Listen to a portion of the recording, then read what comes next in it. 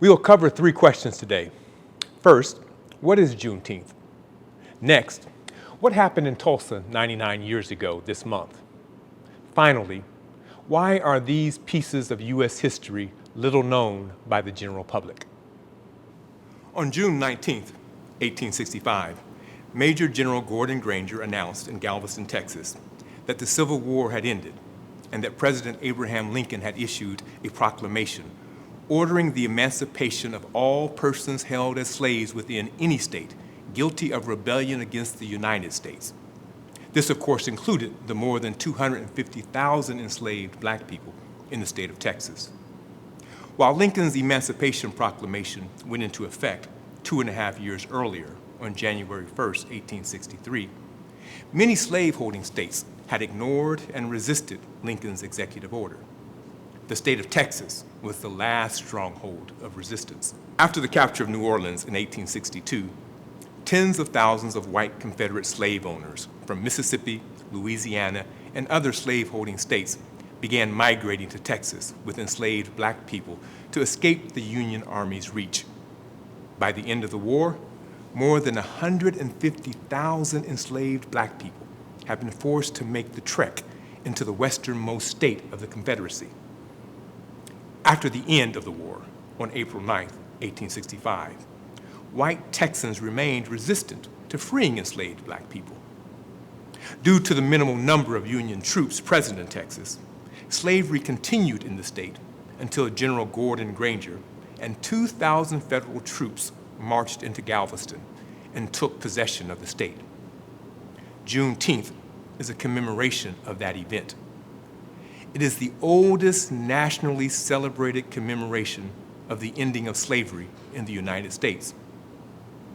It's important to understand that black people did not remain enslaved in Texas 2.5 years after Lincoln's Emancipation Proclamation because black people were unaware of the proclamation. They remained enslaved because Texas was defiant of the proclamation.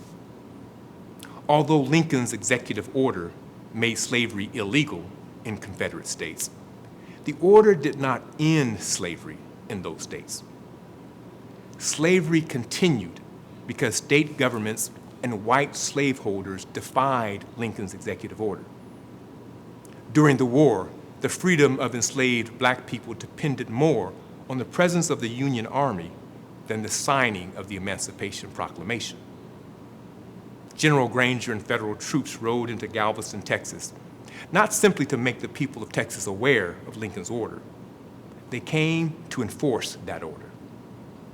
The protracted defiance of Texas, as well as the defiance of other slaveholding states to Lincoln's executive order, illustrates the power of structural and systemic racism that has existed and continues to exist in the United States of America since the nation's inception. Immediately following the announcement that enslaved black people were to be freed and given an absolute equality of rights, black people were beaten, lynched, and murdered by white Texans operating with relative impunity. According to the historian Elizabeth Hayes Turner, the war may not have brought a great deal of bloodshed to Texas, but the peace certainly did. Despite continued white defiance and minimal federal protection, formerly enslaved black Texans did what black Americans have done for hundreds of years. They utilized as best they could the legal protections afforded them to make life better for themselves. Most black Americans do not observe Juneteenth as a way of celebrating what a racist slaveholding nation did for black people on June 19, 1865. Instead, black Americans observe Juneteenth as a way of honoring and celebrating what black people have done for themselves in a nation that has never unequivocally declared that Black lives matter. While June 19, 1865 marks the date the U.S. government attempted to enforce Lincoln's Emancipation Proclamation, it is not the day Black Americans gained freedom. The Emancipation Proclamation itself did not grant Black Americans freedom. The proclamation declared only those enslaved blacks living in Confederate states would be free. William Seward, Lincoln's Secretary of State, commented, "We show our sympathy with slavery by emancipating slaves we cannot reach and holding them in bondage where we can set them free." The history of black people in America has consistently been one of brutal ironies and paradoxes as it relates to so-called freedom. June 19th, 1865, does not mark the achievement of freedom for black Americans. It simply serves as a specific date in history for black Americans to collectively honor and celebrate our ongoing struggle for the achievement of freedom in this country. Freedom was not attained by black Americans on June 19th, 1865. It was not attained by black Americans on January 1st, 1863. It was not attained by black Americans with the passing of the 13th Amendment, the 14th Amendment, the 15th Amendment, the Civil Rights Act of 1964, or any other piece of legislation. For more than 150 years before June 19th, 1865, and for the 155 years since that date, black people have been fighting for genuine freedom in America. Abolition of slavery is not the same thing as freedom. Freedom entails the ability to determine one's own life and destiny. Since the abolition of slavery, black people have been fighting for the freedoms associated with full citizenship in these United States of America. We have fought for freedom to vote and run for elected office, freedom to live wherever we want to live, freedom to go to school wherever we want, freedom to work and play wherever we want, freedom to exist without fear of being victims of racialized violence, freedom from racial disparities and inequities that diminish our quality of life. Despite the white violence and black bloodshed that followed General Granger's order, black people rallied around June 19th and transformed a day of unheeded military orders into a commemoration, Juneteenth, beginning 1 year later in 1866.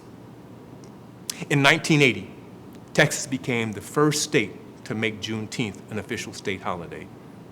Since then, 46 other states and the District of Columbia have recognized Juneteenth as a state holiday. Juneteenth has not yet been recognized, however, as a national holiday. Juneteenth commemorates and celebrates a significant turning point that has sparked other turning points in the struggle of black Americans for genuine freedom in this nation. It is a reminder of the strength and power of black perseverance in the face of the unspeakable horrors of slavery. It is also a source of strength for continued perseverance in the struggle against the ongoing horrors of systemic and structural oppression and racialized violence committed against black people in this nation. Juneteenth celebrates the fact that black lives matter and that no human beings should be subjected to systemic and structural oppression and violence. Juneteenth is a day that all freedom-loving Americans should honor and celebrate because it represents the proclaimed ideal of American freedom. Professor Whitsitt is going to answer the question, what happened in Tulsa 99 years ago this month? Tulsa was home to the most prosperous black community in the country at the time in 1921. Booker T. Washington referred to it as Negro Wall Street. It was a large residential neighborhood, and its population numbered several thousand, and it spanned a thriving 35 square block neighborhood. But on the 1st of June in 1921, in a little more than 12 hours, it was gone.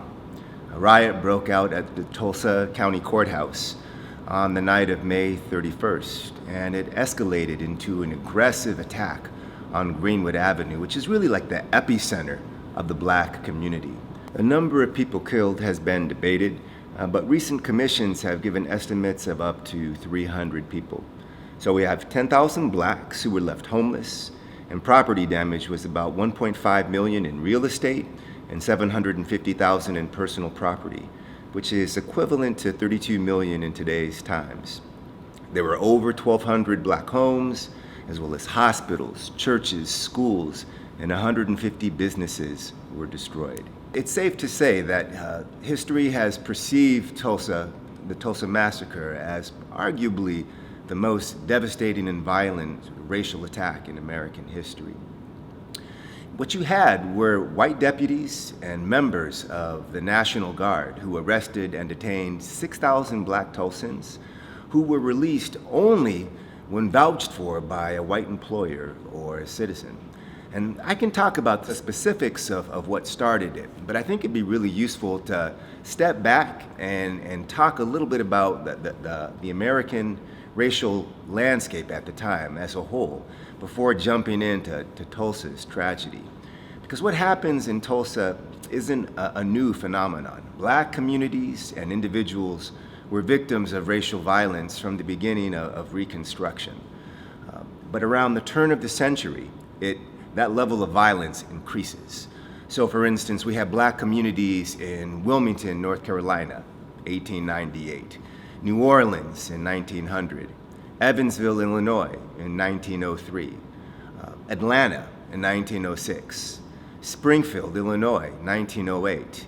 And then there were what known as the Johnson-Jeffrey riots, which occurred in the same year of 1908 after the world heavyweight fight between Jack Johnson and James Jeffries. Jack Johnson became the first black heavyweight of the world, and riots broke out across the country as a result.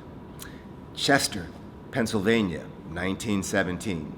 East St. Louis in the same year. In all of these riots, in which white societies terrorized black neighborhoods, racial tensions had been affected by a rapidly changing economy and a competition, right, for jobs, housing, and political power. Very often, the match that lit the fuse would be an accusation of an alleged black criminal behavior, often fabricated, and the result would be an all-out destruction of black communities and the economic and political influence. Then we have the summer of 1919, which is often referred to as Red Summer, when white terrorism of blacks took place in more than 36 cities across the country. The highest number of fatalities occurred in the rural area of Elaine, Arkansas, where you had an estimated 240 blacks killed. Recent studies, though, suggest that number is actually closer to 800. All of these massacres occurred in order to solidify white supremacy, and that's important to keep in mind. Now, Red Summer would also be complicated by post-World War factors, such as the demobilization of a military without a plan for absorbing the veterans back into the job market. Because of labor shortages during the war, you had thousands of blacks leave the South, resettle in the Northeast and the Midwest, and they filled many of the existing jobs that were vacated by whites. So when troops returned from Europe, that coupled with a post-war economic slump, racial tensions were at a peak. So this is the setting for the Tulsa Massacre, which begins over the weekend of Memorial Day, when 19-year-old Dick Rowland, a young black shoe shiner, is accused of assaulting a white 17-year-old Sarah Page, who is an elevator operator in the Drexel building. Now, what exactly happened between the two is not clear, but we do know that Page made it clear that she had no intention of accusing Rowland of a crime, of filing a charge. In any case, he's taken into custody and detained in the county jail on the top floor of the county courthouse. And so what you had were sort of angry local whites gathering because they heard that a lynching might be taking place. And in Oklahoma, you have a tradition of lynching. So because of these rumors of lynching, you also had local blacks arm themselves and go to the courthouse. Here, we're not sure exactly what happens, but shots were fired and 12 people were killed, 10 whites and 2 blacks. And as news of the deaths spread, mob violence exploded, and white rioters rampaged through the streets of the Greenwood Black community, beginning around midnight. And it was only around noon the next day that the Oklahoma National Guard had managed to take control of the situation and declare martial law. Perhaps one of the most notable features of this attack was Tulsa's police chief and commissioner deciding to deputize hundreds of whites once the shooting started. And these special officers didn't keep the peace. Rather, they were responsible for much of the mayhem and murders committed. So at dawn, the neighborhood was overrun. Blacks were beginning to surrender themselves to the National Guard. The Guard itself had instructions to advance into Greenwood and take custody of every black they could and subdue any who resisted. They'd march the blacks through the street and detain them in camps throughout the city. White rioters were so intent on destroying Greenwood that they stopped firefighters from getting to the blazes. Firefighters testified in an insurance case years later that they had been threatened and even shot at when they arrived on the scene. There were numerous eyewitness accounts of airplanes flying overhead and white assailants firing rifles and dropping firebombs on buildings, Greenwood homes, and fleeing families. But some earliest historians discounted this account because they just felt that there wasn't enough evidence for the claim, right? Some historians believe that the city officials had actually ordered the destruction of the Greenwood community. What is certain, though, is that the racial, political, and economic tension that characterized other urban massacres existed extensively in Tulsa. Black Tulsans, though, and many of whom were returning from the war themselves, were not eager to capitulate to white supremacy, and so they engaged in armed resistance, but they were no match for the number of whites who were armed, which numbered over 2,000. No white Tulsans were ever arrested or tried for their attack on Greenwood, and no material reparations were made to Greenwood in the aftermath. The blacks who survived and stayed in Tulsa, as well as the white Tulsans, would remain silent for decades, not talking about the massacre or the violence. And so your local, state, and national histories omitted the tragedy from their accounts. In 1996, 75 years after the massacre, a bipartisan group in the state legislature formed a commission that was to study the events, interview survivors, and hear testimony from the public and prepare a report. 5 years later, the report came out in 2001, and the commission said that the city leadership had conspired with the white mob against blacks, and it recommended that a program of reparations to survivors and descendants be enacted. In response, the states passed legislation to establish some scholarships for descendants of survivors and encourage an economic development in Greenwood. And just this year, the massacre has become part of the Oklahoma school curriculum. Now, as we ponder the events of the Tulsa massacre, I think it's important to keep in mind that we really can't talk about racial equality without talking about economic equality. At every juncture in life, Black Americans have less wealth from birth to death. Economic inequality leads to an imbalance in societal power. This is indisputable. Home ownership is also the largest asset for many Americans, which generates family wealth over time. Paying down a mortgage functions as a savings plan, one that can be tapped in retirement or passed on to heirs. Black Americans have long been behind their white peers in home ownership, and the gap is currently the largest it's been in 50 years. So as we revisit what happened in places like Tulsa and other cities, we have a better understanding about how this history affects the present moment. Professor Wilkie is now going to address the question, why are these pieces of U.S. history so little known by the general public?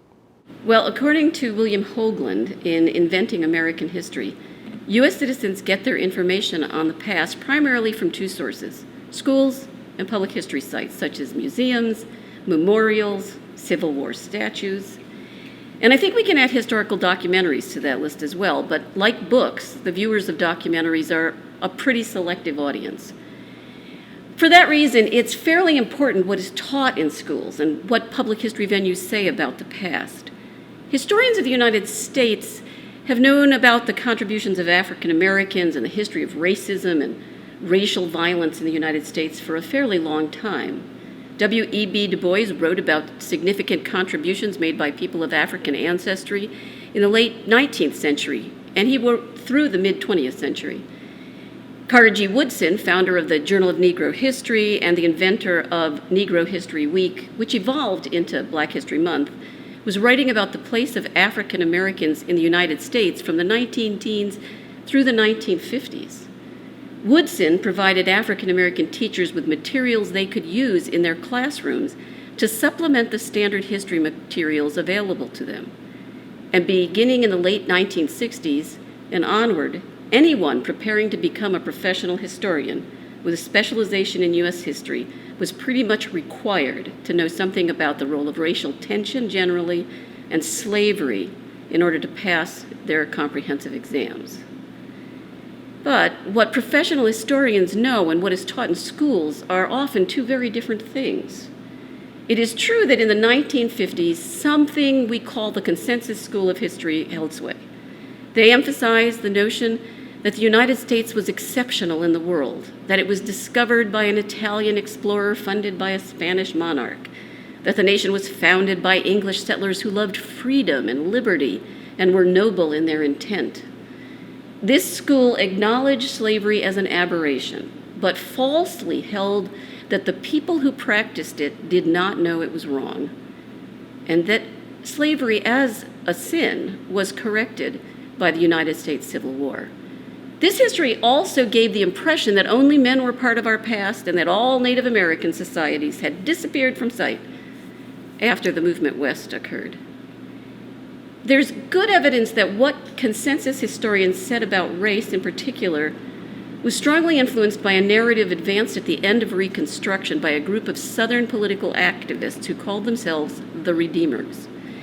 They were to redeem the South from the effects of Northern aggression and its own past errors. They created what historians now call the lost cause myth. This is basically a partial history. It acknowledges slavery as a mistake, but incorporates romantic and largely false stories about happy slaves and good masters. You know, Gone with the Wind. It included few references to slave rebellions or resistance, and it almost nothing about the harsh conditions that the enslaved endured. It did not acknowledge the contributions of the enslaved to the economy and culture of the nation, and it was silent, completely silent, on white-initiated racial violence. The cause of secession was presented as a disagreement over states' rights and the individual liberty of free men. This is a historical approach that emphasizes presidents and national political leaders as the most important focus of our attention, but without reference to them being slaveholders.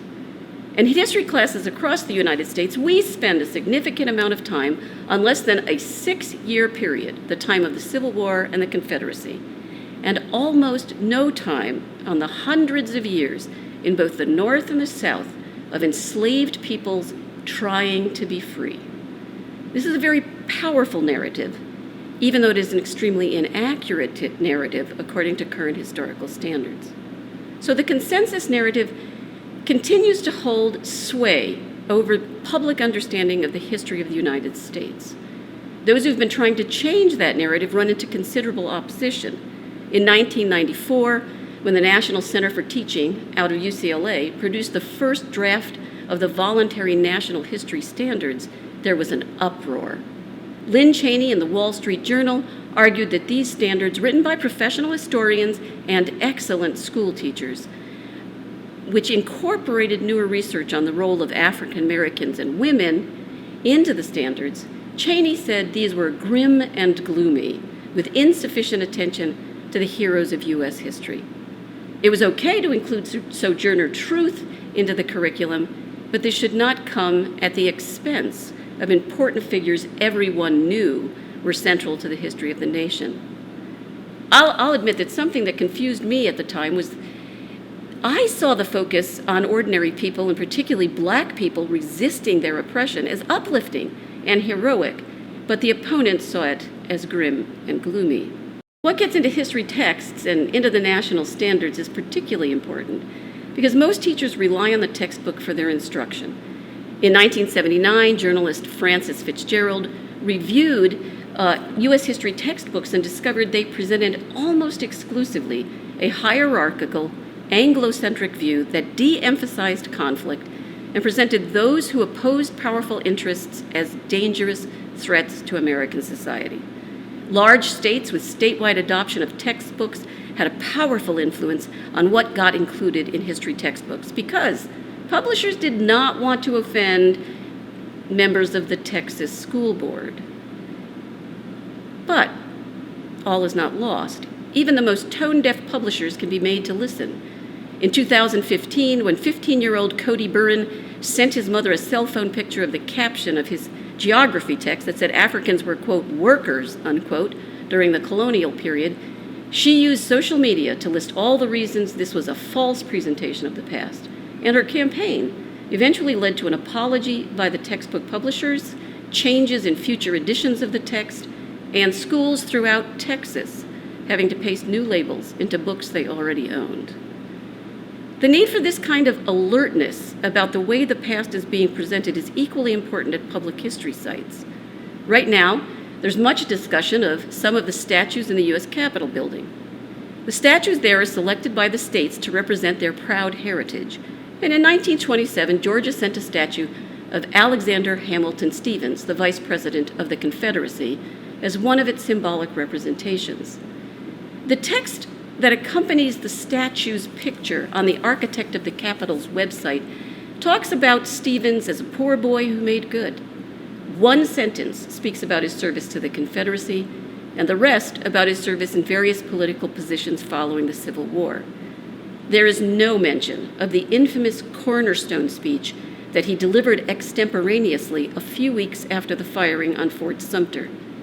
In this speech, Stevens bluntly stated that the Civil War was necessary to maintain white supremacy, which was both biologically and spiritually ordained.